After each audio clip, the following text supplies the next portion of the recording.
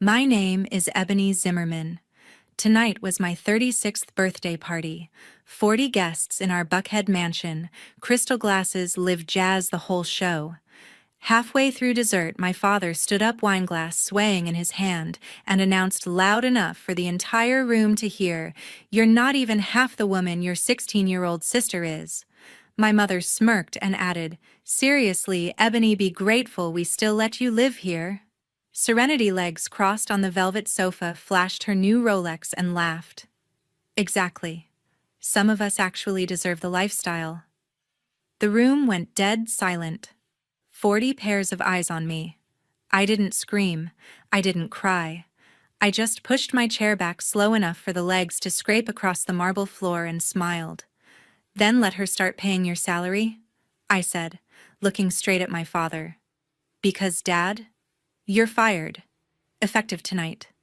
His glass stopped halfway to his lips. My mother's mouth actually fell open. Serenity blinked like someone had slapped her. You could have heard a champagne cork drop.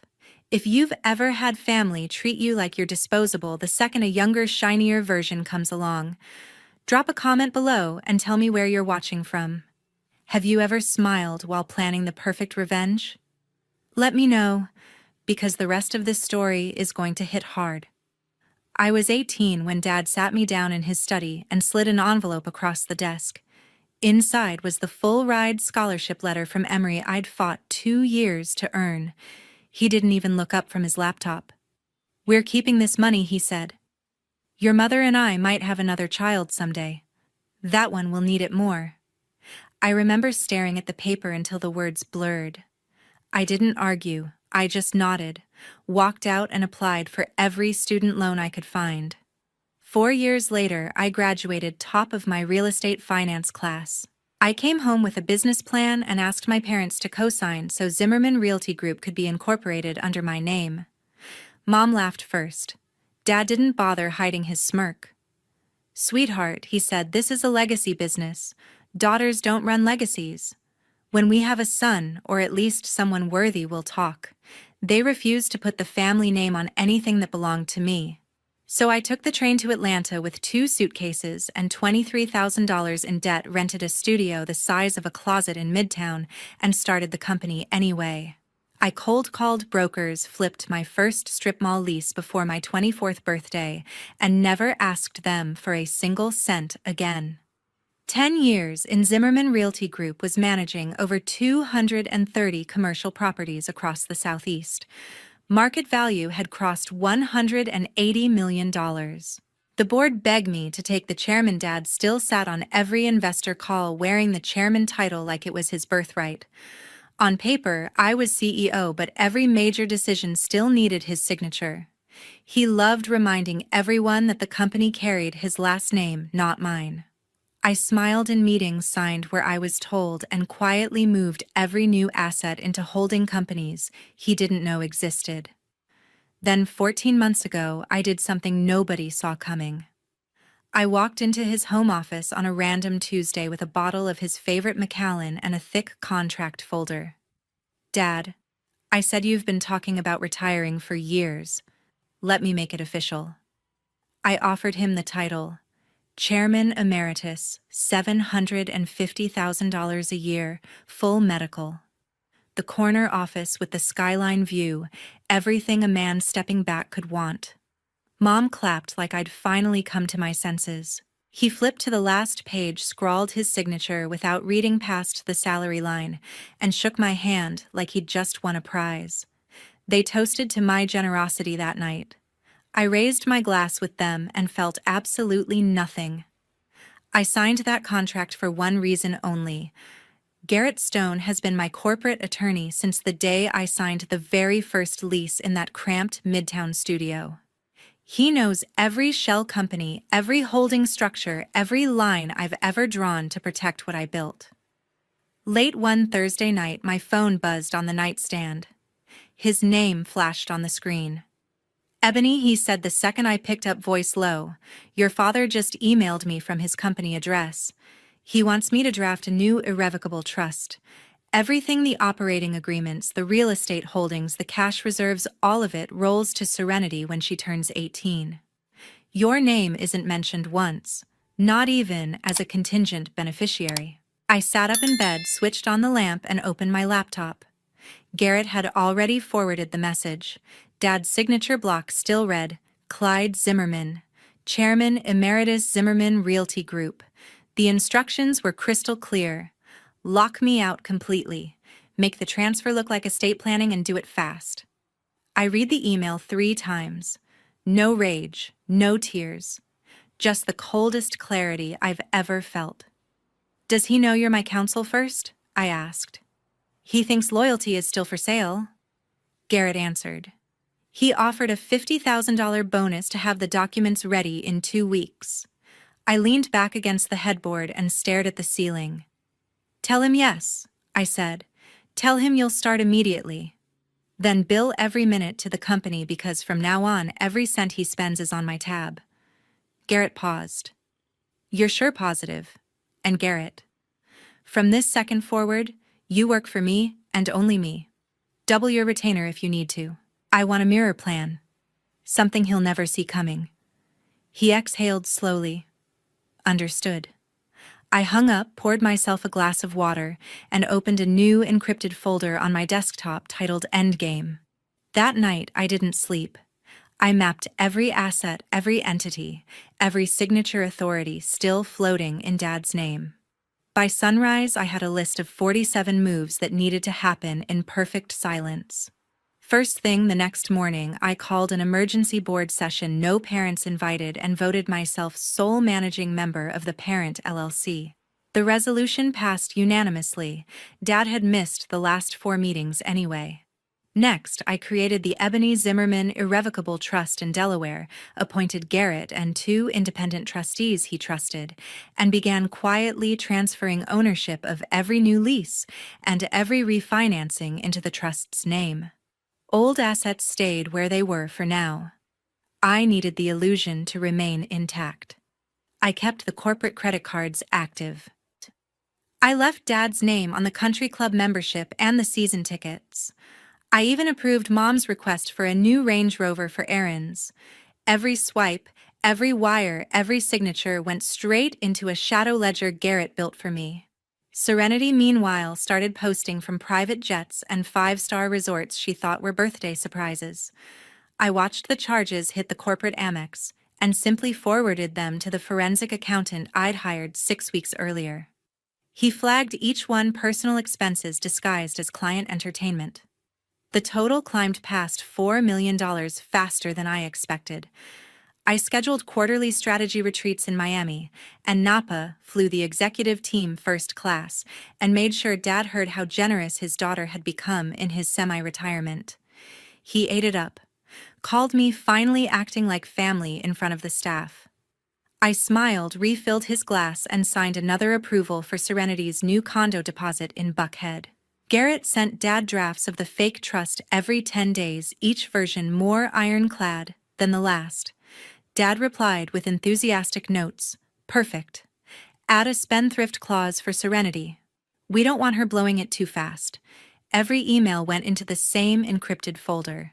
By the 8th month, the real trust owned 92% of the operating entities. Dad still believed he controlled everything because the signage hadn't changed, and the checks still carried his name. He had no idea the checks were now drawn on accounts I alone could freeze. I filed the first IRS whistleblower submission anonymously through Garrett's firm, attaching 2 years of flag transactions and the corporate card statements. The reward if they collected would be substantial.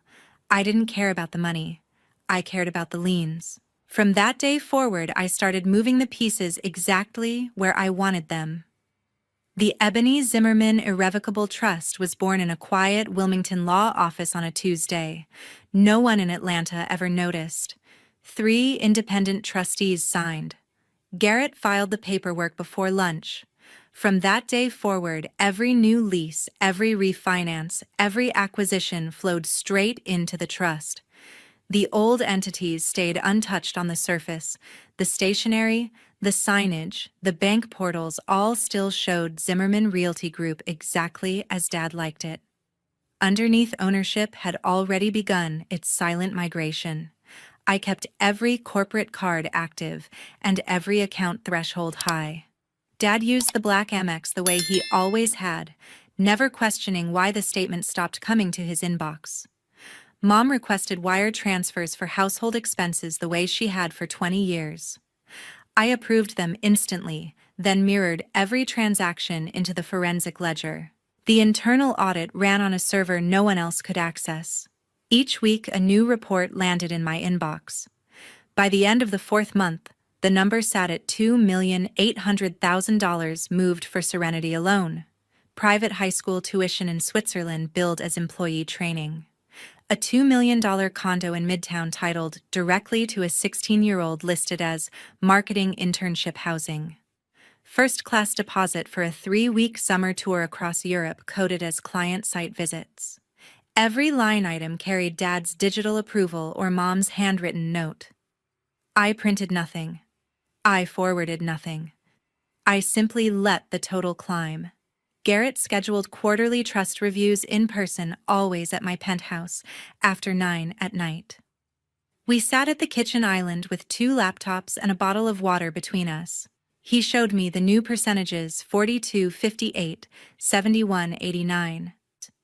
Each meeting ended the same way: one more batch of operating agreements re-registered under the trust, one more layer of distance between what my parents thought they controlled and what actually belonged to me. I started requiring 2 signatures on every check over $50,000, mine and Dad's. He loved seeing his name still mattered. He signed without reading the memos. The memos, of course, now referenced the trust as payee. Serenity posted constantly: private jet selfies from Teterboro, shopping bags on Rue de Rhone, a caption that read, "Living my best life before college even starts." I saved every story, every tag, every geotag. The accountant matched the timestamps to the corporate charges within minutes. Dad scheduled a family legacy dinner and bragged to cousins about the European trust he was finalizing. I smiled across the table, complimented the wine, and later that night moved another 11 properties into the trust while they slept. By month 6, the forensic total crossed $4.2 million.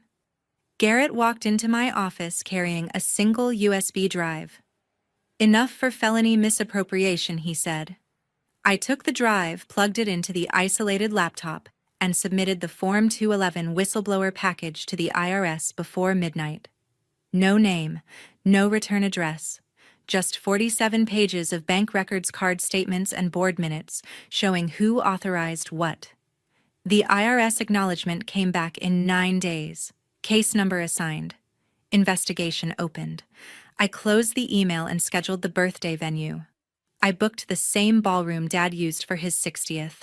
Same caterer, same string quartet. I sent the invitations myself, handwritten notes on heavy cream stock. "Please help me celebrate 36 years and the next chapter of Zimmerman Realty Group." Dad called to say he was touched. Mom asked if she could bring the new Rolex she'd bought for Serenity as a table gift. I told them, of course. Garrett installed a ceiling-mounted projector disguised as a chandelier fixture 3 days before the party. Mrs. Blanca Aguirre, our housekeeper of 23 years, received her own invitation and a quiet request to sit near the front. She looked me in the eye and nodded once. She already knew. Every seat was assigned. Every slide was timed. Every document was triple-checked. And I chose my 36th birthday to end it all. The ballroom looked perfect. Gold, uplighting white orchids everywhere, the string quartet playing soft jazz covers, 40 guests in black tie milled around high tops, laughing over old deals and new babies. Dad had already knocked back 3 bourbons and was working on a 4th. Mom floated from table to table in a champagne silk gown, diamond earrings flashing every time she turned her head. Serenity stood in the center of her usual orbit of second cousins and country club friends, phone raised high, showing off photos on the huge screen I'd rented for the slideshow of my life. "Look," she announced loud enough for half the room to hear. "This is the condo Daddy closed on last week. Midtown 32nd floor, all mine when I turn 18. She swiped. And these are the business class tickets for July. Paris, Rome, Amalfi. Mom says I deserve it after finals. Polite laughter rippled. Someone toasted to the next generation. Dad slung an arm around Serenity's shoulders, cheeks flushed, voice carrying over the music. That's right, he boomed. Some kids earn the world by existing. Others. He turned, locked eyes with me across the room and raised his glass. Others just take up space. The quartet kept playing, but the chatter died. Mom smirked and added loud and clear, "Be grateful we still keep a roof over your head, Ebony. Most girls your age would kill for this life." Serenity flipped her hair. Exactly. Some of us don't need to beg for scraps. 40 faces turned to me at once. Phones lowered. Forks froze halfway to mouths. Mrs. Blanca Aguirre, seated quietly near the front in her simple navy dress, met my eyes and gave the tiniest nod. I set my champagne flute on the nearest table. The clink echoed. I walked to the center of the room, heels silent on the marble, and smiled the same smile I'd practiced in the mirror for weeks. "Then let her start paying your salary," I said, voice calm, loud enough for every microphone hidden in the flower arrangements to catch. "Because, Dad, you're fired. Tonight." Dad's glass slipped in his hand. Bourbon splashed across his shoes. Mom's mouth opened, closed, opened again. Serenity actually laughed, short, nervous, waiting for the punchline. I lifted one finger. That was the signal. The lights dimmed without warning. The quartet stopped mid-note. A low, mechanical hum came from the ceiling as the crystal chandelier rose on invisible wires, revealing the hidden projector lens. Garrett Stone stepped out from behind the dessert station in a charcoal suit, remote in hand. He pressed the button. The screen lit up with the first slide, 20 feet wide, in bold black letters on white: Zimmerman Realty Group Employee Termination Notice. Clyde Zimmerman, Chairman Emeritus, effective immediately. Gasps rippled outward like rings in water. Phones came back up, this time recording. Dad stared upward, mouth working soundlessly. Mom grabbed his arm. "What is this? Ebony, turn it off right now." I didn't move. Garrett clicked again. Slide 2, the employment agreement Dad had signed 14 months ago. His own looping signature circled in red. Page 14 highlighted: employee serves at the pleasure of the board and may be terminated without cause upon written notice. Slide 3, board resolution dated the same week, signed by every director, removing Dad from all voting rights. Slide 4, a simple org chart. My name at the top. His name crossed out in red. Serenity shrieked, "This is a joke, right? Turn it off." Garrett ignored her and kept clicking. Garrett pressed the button and the screen blazed with the first line. Garrett's voice cut through the frozen silence, calm, professional, merciless. "Slide 5, he announced. A single page filled the screen. Dad's employment contract, paragraph 17, circled in red. At will employment. Termination without cause or notice. Severance 0. Dad lunged forward. "This is insane. I own slide 6. Garrett continued. A spreadsheet replaced the contract. 38 rows. Dates, amounts, descriptions. $180,400 labeled family educational support. $2,100,000 labeled future heir residence.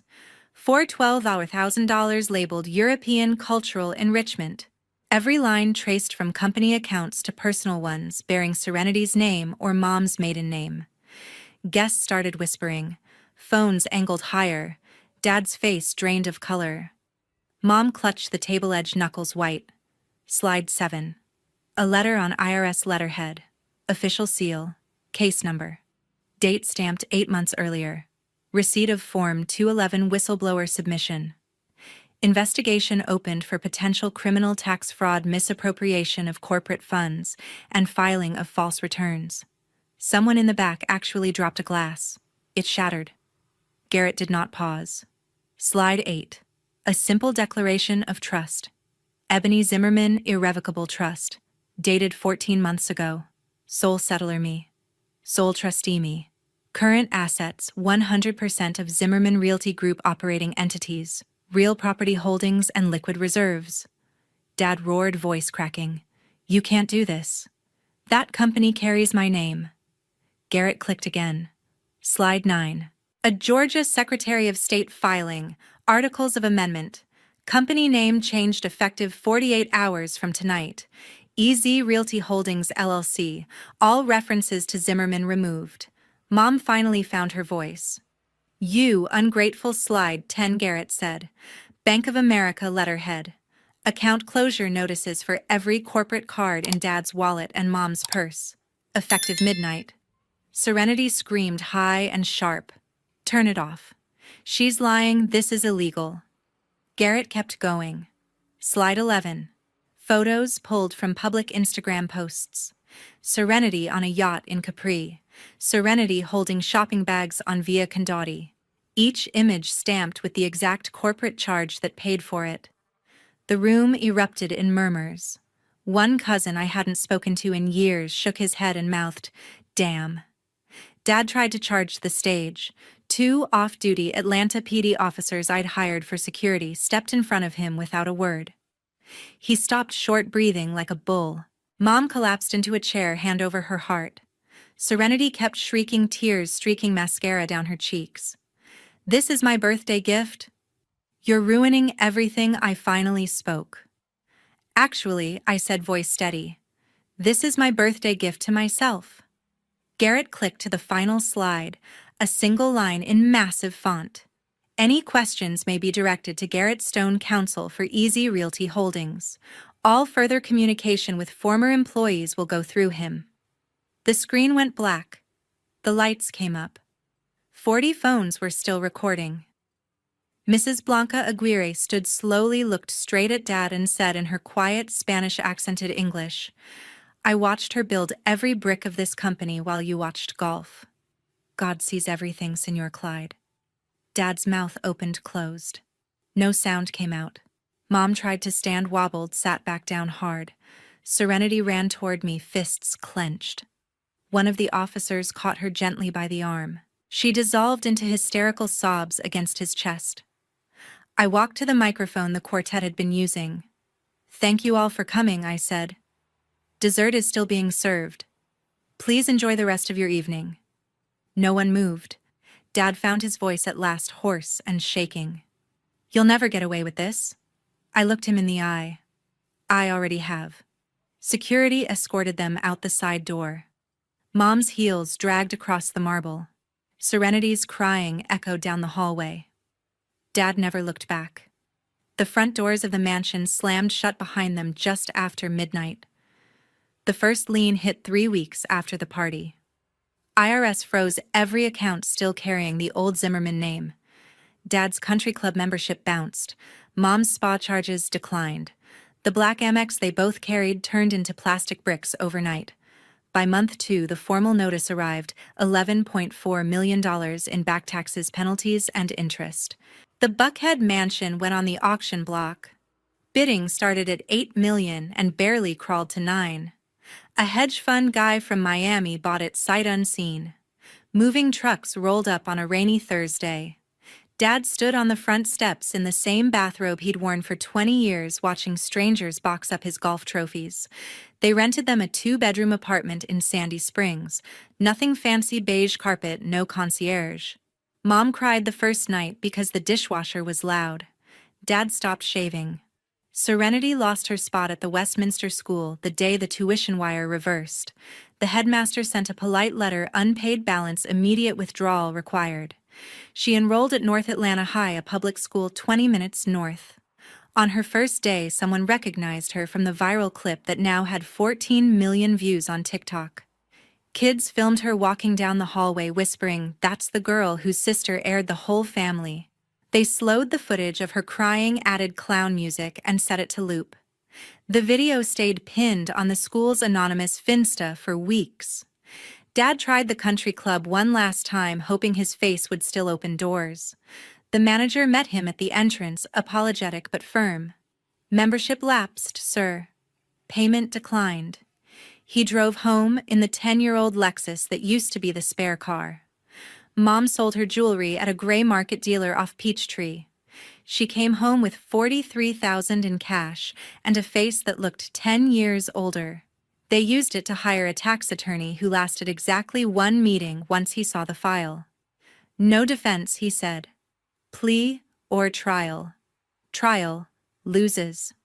Serenity's phone blew up with messages from people she used to call friends, none of them kind. She stopped posting. Then she stopped leaving the apartment. My own phone rang constantly. Blocked numbers. Voicemails I never played. Texts from Mom. We're still your parents. From Dad. You've made your point. Let's talk. From Serenity, 67 messages in one day ranging from bargaining to threats to tears. I read none of them twice. I deleted the threads without reply. Garrett forwarded settlement demands, then lien schedules, then foreclosure notices. I signed nothing that helped them. I signed everything that finished the job. The company now, Easy Realty Holdings, posted its best quarter ever. Investors who once kissed Dad's ring now lined up at my door. I expanded into Charlotte and Nashville before Labor Day. Dad took a part-time consulting gig for a strip mall broker in Roswell. $40 an hour. He told the owner not to use his full name on the website. Mom started volunteering at a church thrift store because the silence in the apartment was worse than the noise. Serenity cut her hair short, dyed it dark, and started taking the bus. She told her new guidance counselor her last name was Smith. One Sunday morning, Dad showed up at my office building downtown. Security called up. I watched him on the lobby camera, thinner, unshaven, holding a manila envelope like it was a white flag. I told the desk to say I was in Tokyo. He left the envelope. Inside was a single sheet. I was wrong. I'm sorry. No signature. I dropped it in the shredder without a second look. Meanwhile, I had already moved to the 48th floor of a glass tower in Midtown. The elevator opens directly into my penthouse now. No doorman announces me. No one waits in the hallway with opinions I never asked for. Just floor-to-ceiling glass and the entire Atlanta skyline spread out like it was built for me alone. Easy Realty Holdings closed its last fiscal year at $412 million in assets under management. We own half the new high-rises you see going up on Peachtree, a chunk of the Beltline developments, and every Class A lease from here to Charleston. The board meets in a room that has my name on the door in brushed steel, no legacy surname attached. When new partners ask about the old branding, my team simply says, "That chapter closed." No one pushes. They can Google the rest if they want. I kept the people who stayed when the cameras were rolling that night. Mrs. Blanca Aguirre runs my household now and sits on the charitable foundation board. Garrett made partner last quarter. His name is already on the letterhead. The analysts who used to flinch when Dad walked in now send me birthday cards without irony. I date when I feel like it. I sleep 8 hours when I feel like it. I fly private because the company owns the jet, not because someone else signed the papers. Some nights I still scroll past an old family photo that survived the purge. 4 people on a yacht in 2010, all smiling like nothing could ever break. I look at the girl I was, then hair longer eyes, still hoping, and I don't recognize her anymore. I don't hate her either. She did what she had to do to become me. Regret never visits. Guilt never calls. The space they might have occupied is filled with something quieter certainty. I have learned that blood is just biology. Family is the short list of humans who choose to stand in the fire with you when the fire is real. Mine is small, deliberate, and unbreakable. Tonight, I'm on the balcony, barefoot, city lights flickering 48 floors below. A November wind cuts across the terrace, sharp and clean. I pour 2 fingers of whatever's open, raise the glass to no one, and speak the only truth that still matters. Family isn't the place you were born. It's the place that refuses to let you go when everything you built is ash and everyone else has walked away. I drink. The skyline drinks with me, silent, bright mine. That's the end of the story. If you stayed until this line, thank you. If someone in your life ever made you feel small for daring to be big, remember this. You don't owe your future to people who bet against your past. Build your table. Sign your name. And when the time comes, don't hesitate to flip it. I'm Ebony Zimmerman. This is my city, my company, my life. And I have never been more at peace.